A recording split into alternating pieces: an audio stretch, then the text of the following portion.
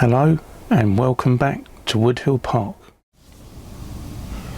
You join me at the workbench trying to sort of renovate my TEA tankers, my 100-ton TEA double bogeyed old Hornby tankers they are. Been nothing but problems really in the past, and I over-weathered them and ruined them, as I've mentioned previously. But I've been obviously replacing the wheels. I replaced the couplings by putting a NIM pocket, a 3D printed NIM pocket in, like I like doing, which allows me to plug anything I like in now. And I've been playing about with the couplings, and couplings is definitely one of my bugbears in life. They are a pain. They don't all work on different sort of coaches and wagons. Some are better for some wagons and some are better for others, you know. So the magnetic couplings, I do quite like the idea of them, but I've been playing with the tankers with the magnetic couplings, and I went for intermediate ones, and I thought it was probably because they're too long, but I've gone for close couplings and they're still not working, as there's quite a rigid sort of area, 20mm rigid area. So when they go round a bend, that just doesn't move, where an ordinary coupling, a small tension lock, does move, but they come undone when you go up and down sort of inclines. So what I've been going back to is, I think they're used on DMUs a lot.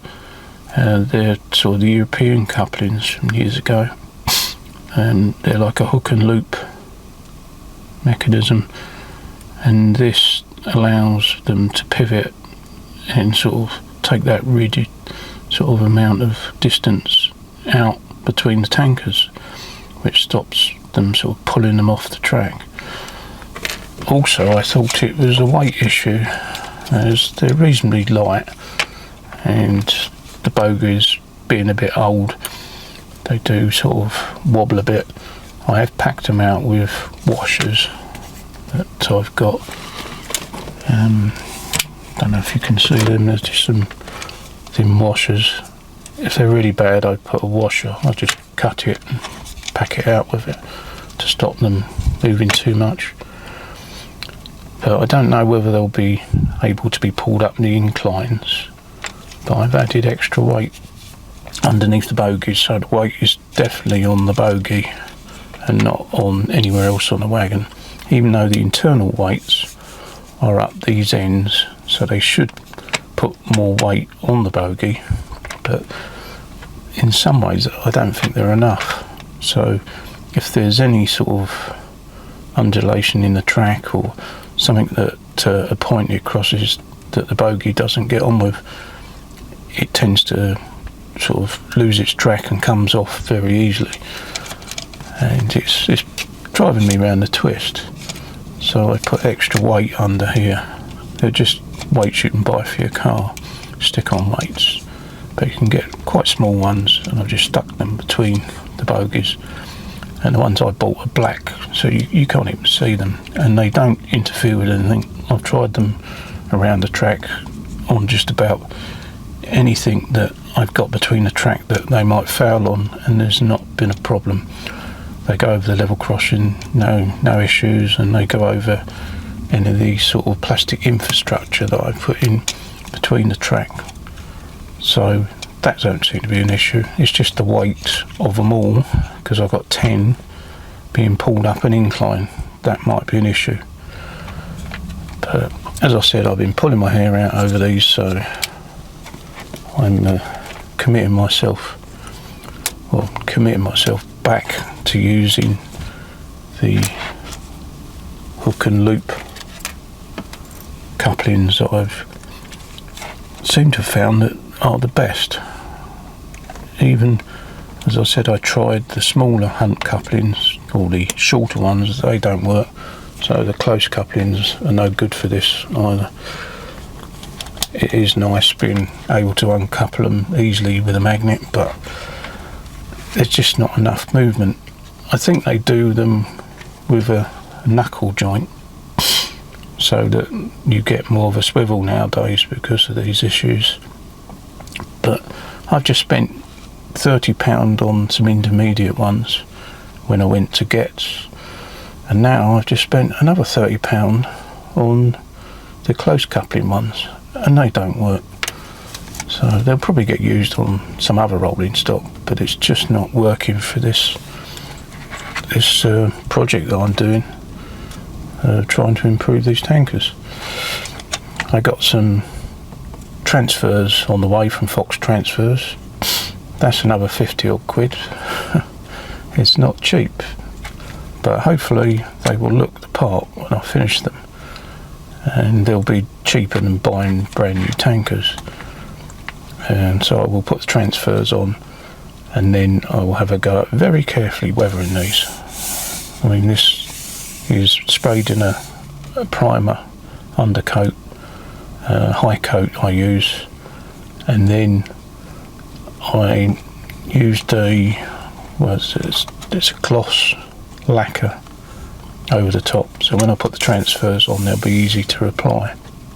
But if you look at the prototypes, the sort of new ones would have been shiny anyway, so starting with this finish is probably not a problem when I start weathering it. So if there's a nice bit of shine behind the weathering, it will still look prototypical. Wonderful word, isn't it? Mouthful. But yeah, that's where I'm at really with these tankers. It has become a bit of a labour of love, and I've been taking most of my time up lately trying to get it right. So I shall carry on changing the couplings back again to hook and loop, which I've had more success on, and hopefully the transfers will arrive soon and I'll be starting to add the transfers. Meanwhile, I'll see how they get on with the extra weight on the bogies. Wish me luck.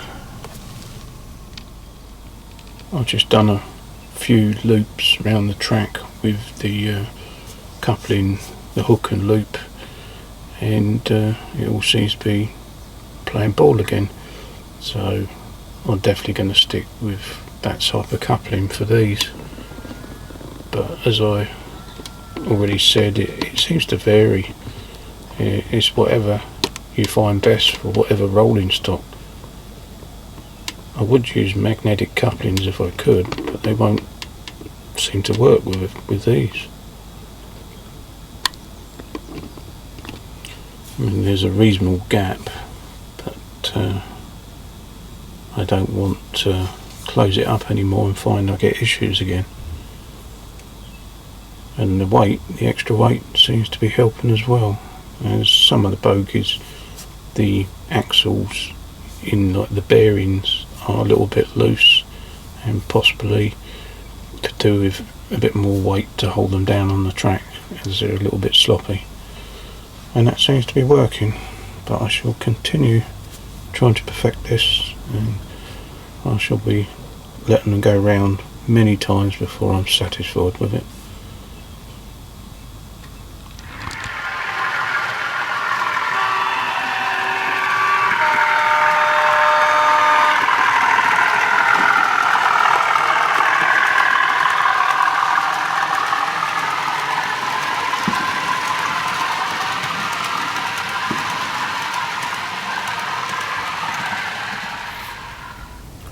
I've also been continuing my layout lighting sort of program, and as well as the fireworks going off outside, either that or World War III has started, I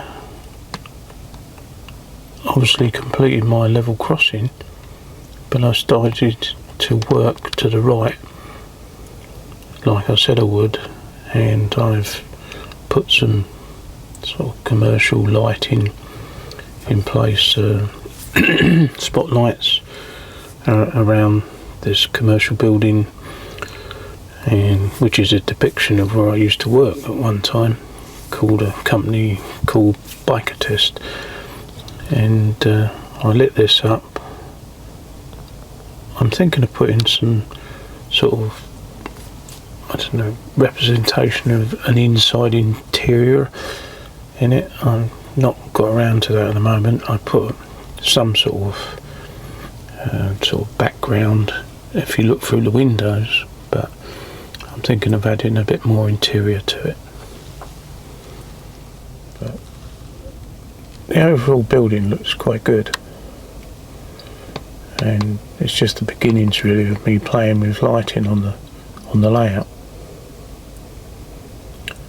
I then come across to the petrol station, and I lit the petrol station up. I also lit up the petrol station price sign outside with a spotlight that I had spare from, if you remember, I had flags. Well, a flag that was upside down that Bachman very kindly replaced. So I had a spare spotlight for the flag, and I thought that would be ideal for the pricing of the petrol station. So I've got that shining up at the price.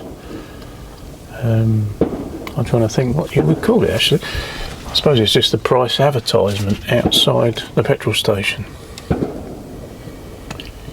And I lit the petrol station up itself. Went for a slightly yellowing sort of LED sort of cluster underneath the canopy, and white LEDs in the garage itself. And if I readjust the camera to a different position, you could see possibly inside the garage a bit more. Yeah, possibly that's a better angle. So you can see the garage forecourt is lit up, and there's a light under the door for the garage sort of workshop, I suppose. And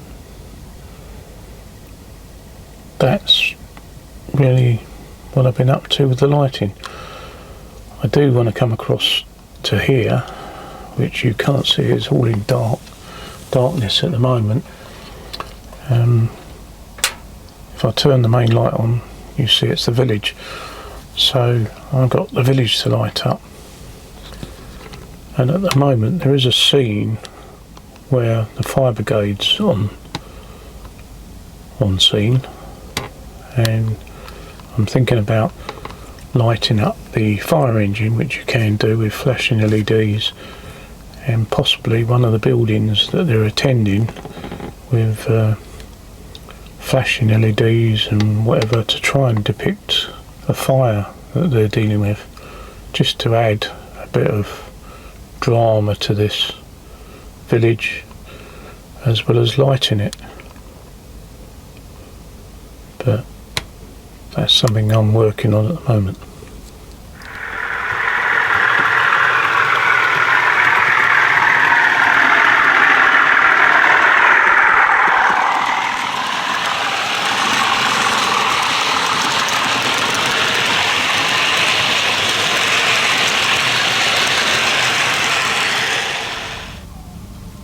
Well, it's another day and it's another job.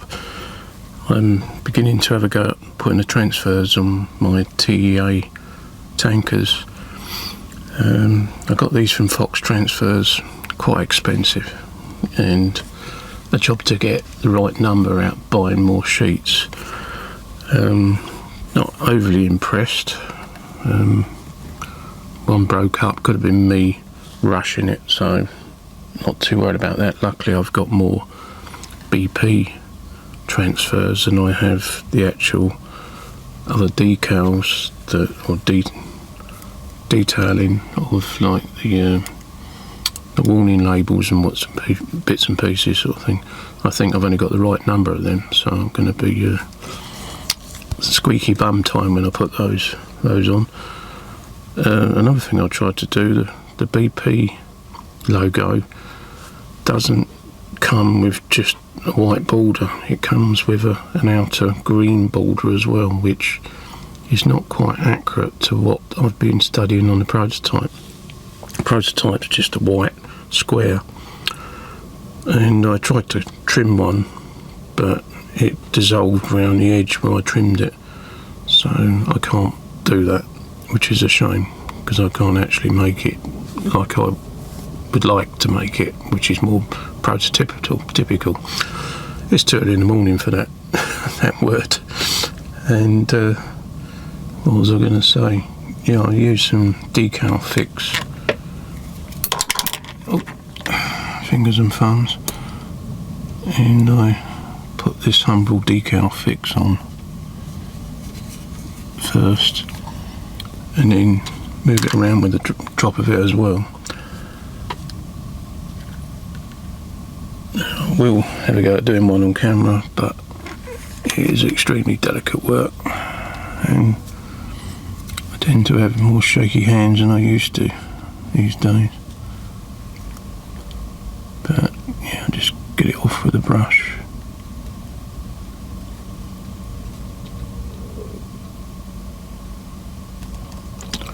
Onto the body, and it tends to be about 5mm from the end central, from what I can see in the photos I've been studying.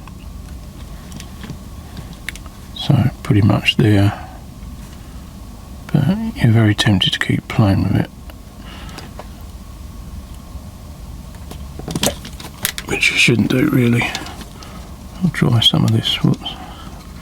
See what I mean? It's so easy to move things.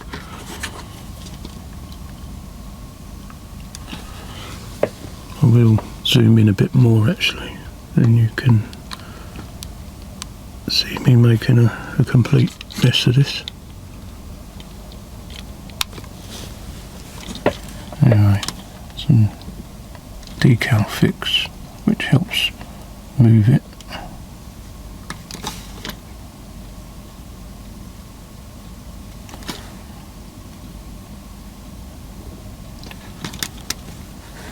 I'll get it over a little bit more.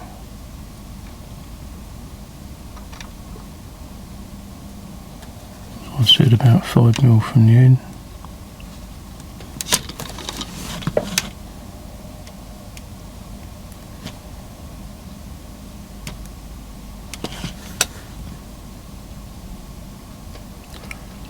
And about mid position.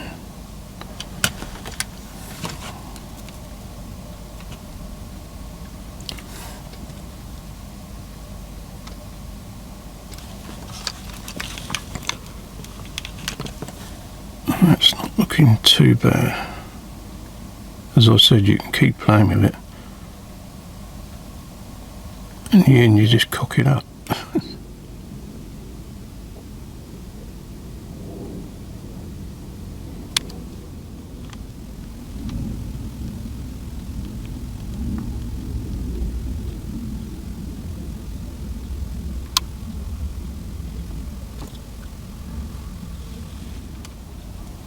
I'm not quite sure how other people apply transfers, but I apply water slide transfers sort of my way, which is to add a bit of decal fix to where I'm going to put it, and then grab the carrier sort of sheeting that the transfer's on, and then slide it carefully off onto the decal fix I've got underneath with a little paintbrush and tweezers holding the backing, and just slide it off onto it, and then rearrange it with a paintbrush and add a little bit more decal fix as you finalise its position. I also use some cotton wool buds to soak up any extra liquid. So I'll just go around it very carefully and almost capillary action sucks the extra water away, or decal fix. But I try not to play with it too much, and I might hurl on it once I've got it in the right place, just to sort of puff of air on it to try and dry it and keep it in position. I do brush across the transfer very lightly to ensure there's no air bubbles underneath it, usually with a little bit of decal fix on the brush. But basically that's how I do it, and I have good results. Nearly all the time I use a magnifier to see what I'm doing, as my eyesight's not so brilliant these days, but I'm sure some people can do it without a magnifier. So it's very hard to show you because I have to put the magnifier in front of the camera, but most of the time that's what I'm using. For the point of showing you at the moment, I probably could do a little bit of work without the magnifier. And this is one of the trickiest things when you've got a very small little transfer like this to control it. I may very carefully prod it with cotton wool bud, but cotton wool buds had little stringy bits of cotton which are not great, that can interfere with what you're doing. Once you've got it straight, I mean, you can probably barely see that because I'm struggling without a magnifier. I just pad very carefully around the area that takes the extra liquid away, and if I think it needs a bit of decal fix, I just put a very small amount on top. But the chances are, because it's such a small transfer, it will move it if I'm not careful. I'll zoom in what's in, not out, and you might just see the transfer I've been putting on, especially if I move the camera a little bit.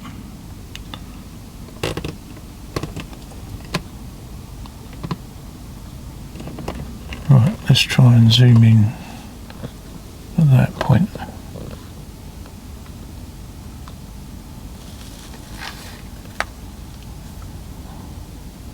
The transfer I've just put on is that little tiny C, yellow little square transfer.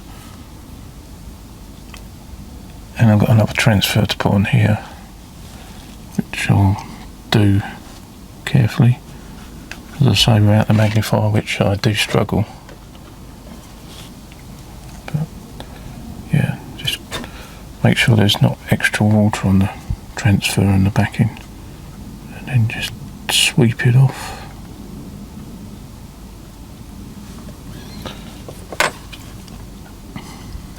And I think this transfer has a bit more decal fixed to get it moving.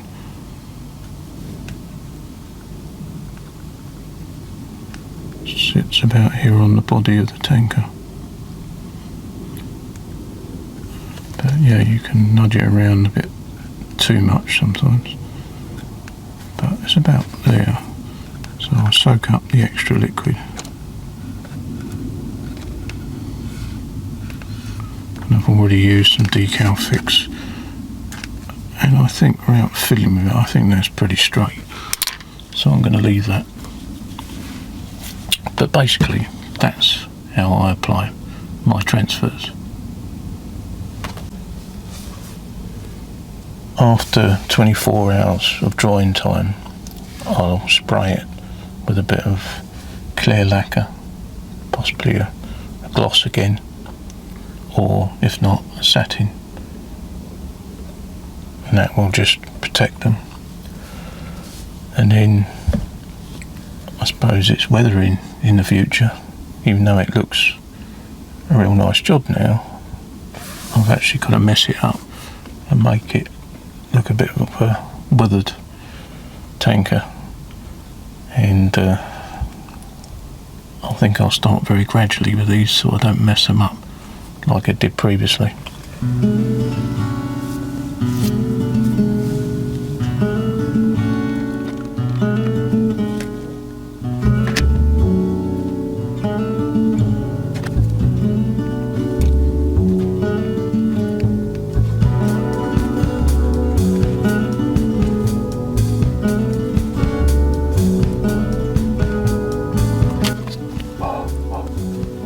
quite a long and laborious job, especially as I've got 10 tankers and I need to do transfers both sides. It does take some time, and good job I've got a bit of time at the moment.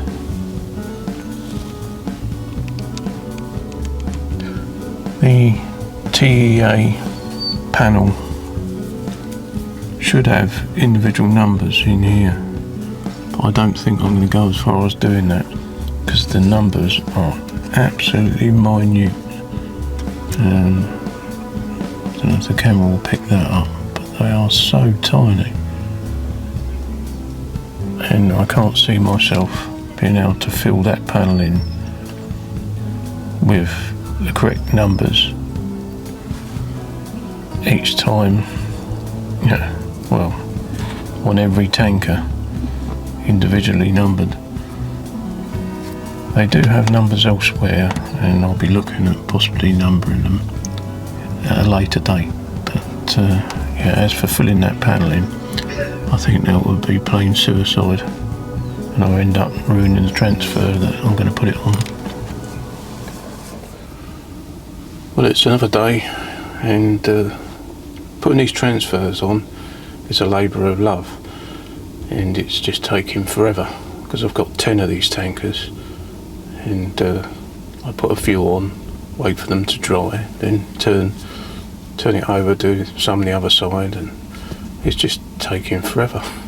And I must admit, my enthusiasm has taken a bit of a dive lately, so yeah, it's all a bit laborious really. Not the most interesting task in the world, but you want to get it right, so you take your time and you try and get all the transfers as straight as possible. But I'll be glad when this job's finished. On a more interesting note, I've got a bit further with lighting my layout up. As you see in the beginning of this footage, that I've lit up the industrial building and the petrol station I've got, but I was yet to go on to the village. But yeah, I have started lighting buildings up in the village, and probably more interesting is that I've fitted out a fire engine with flashing lights. Now I'm going to need to move the camera over so you can see it more. In fact, that's not a brilliant angle, so if I come round with the camera round the other side of the beam, you can see the fire engine in the village. And yeah, I've fitted this out with some flashing blue LEDs, bit fiddly, but especially when you put the wrong colour LED in, like I did. I thought I had the right colour out, and because they're clear, until I lit them up, I didn't realise they were red, so I had to take them all out again and put the blue ones in. So yeah, double the amount of work really, but the result is pretty good. At one point I did think, what the hell am I doing here? I paid 26 quid for this fire engine, and I'm pulling it apart, and it was all in pieces and drilling holes in the top and that. But I think it paid off. It's a nice little scene, fire engine attending a fire in a building, and I don't know if I'll improve on it, but I did put an LED in this building that flickers, well, two actually, an orange one and a red one, and you can just about see a flickering what would be flames. Hopefully I can make it look a little bit better than this, I don't know. I was thinking of maybe, I don't know, lighting some tissue paper up or something, some bright orange and red tissue paper at some point, whether I could do something with that like people do, not sure, but it's a start. And I've lit up the pub in the background. I've got more to do. As these buildings are resin, I like resin buildings, to be honest, in the loft. Paper buildings just sort of, even though it's not that damp up here, they get sort of misshapen and start bending, and they're just not worth the bother really, for all the work you put in assembling a cardboard kit. They're just not very good in the loft. I just don't like them. It's just a personal choice really. So I tend to scratch build them out of Foamex board, like I said, or I've got some of these ready-made buildings by Hornby, and I think it might be Backman, I don't know. The one at the back is just a plastic kit, the pub, but the others are a variation of sort of Hornby hobbies, I think. But the thing with the resin ones especially, they're like a white resin, and when you put a light inside it bleeds through the brickwork and doesn't look very good at all.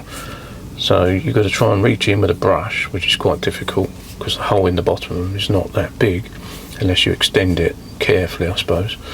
You've got to get a paintbrush in there and paint some black paint to stop the light bleed. Otherwise it doesn't look very good. You just end up with a building glowing rather than lit. It just looks silly. So I've got a few more buildings to paint inside. I think 3 of these. I don't know if I'll go on to light up the church. Maybe. I've noticed I've stuck it down, so this could be a bit of a job trying to get it off the baseboard to light it. But I'm not sure at night you would see that much light coming from a church, as it unless it's early evening, there probably wouldn't be anybody in the church. But yeah, I might do it. It all adds a bit of a nice scene and life to the layout. Right, I could back off with the camera and I'll show you with some of the lights off, because it is daytime at the moment, so I've got light coming in from the skylight above. But if I turn the lights off, it gives you a better idea without it being totally dark, and it helps the camera as well. Yeah, you can just about see in this window flickering orange and red LEDs.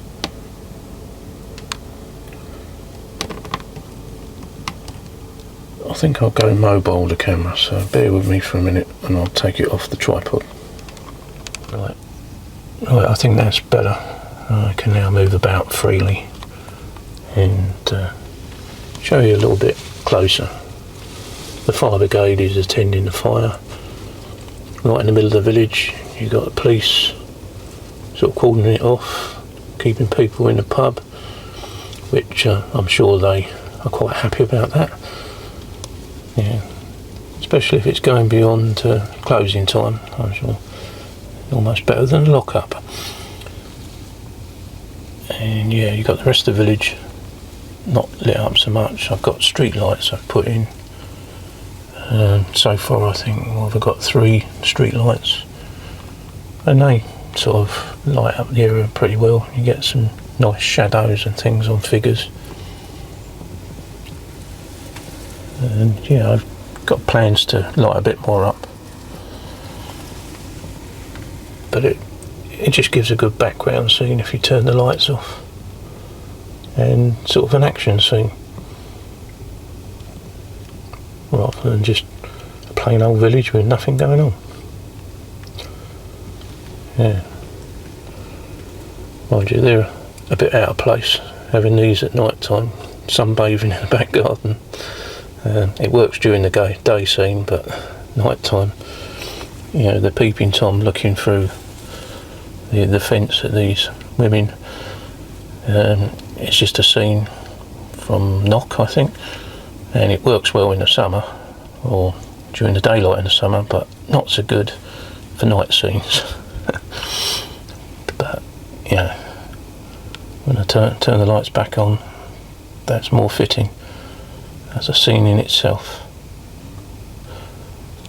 Yeah, if I come along, yeah, things are lit. This building does glow a bit, but if you go in closer, the camera can see through the windows. It's basically the camera, what the camera picks up. What I can see is different. And then back to the level crossing which you see in the previous update. Always more detail to add.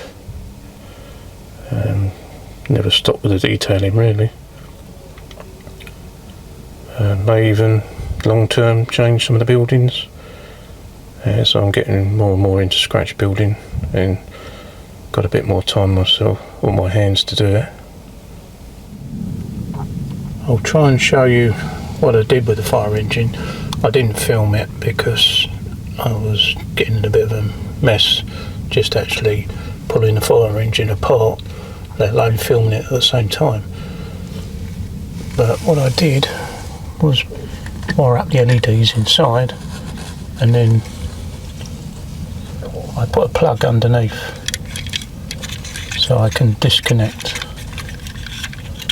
that plug. I don't know if I can do it while I'm holding the camera, but I can assure you that just plugs in underneath, so I can unplug that and it's just the fire engine as it was. I did put a driver in it.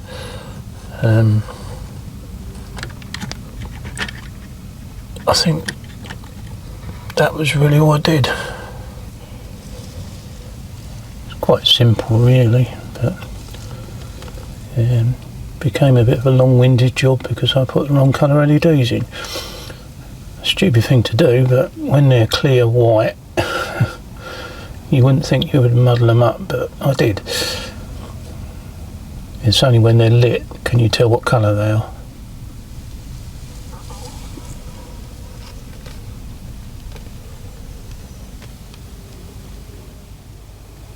The scratch built signal box is going to go over here to replace this back signal box, which is very generic. It's a nice signal box, it's not a deco one, but it's quite generic, so I shall be sort of stripping this area back and working out the sizes of my building that I'm going to put in here and hopefully come up with something that looks like the signal box from Broxbourne. But I've yet to start it properly. I'm still assessing sort of what I want to achieve with it really. It's never going to be the same as Broxbourne because Broxbourne there was lines behind it, level with it, not sort of an embankment like that, or you know, a raised section. So, and the track configurations are different really. But yeah, I do want to build something that looks like the signal box at Broxbourne. I think it would be a good addition to the station that now looks somewhat like Broxbourne as well. For now I've got to carry on with my TEA tankers, and it is a bit of a soul destroying task as I've said, but hopefully I'll finish it soon and my enthusiasm will return for doing more projects. But yeah, it's taking its time, so I need to get on with this. So I'll say thanks for watching again.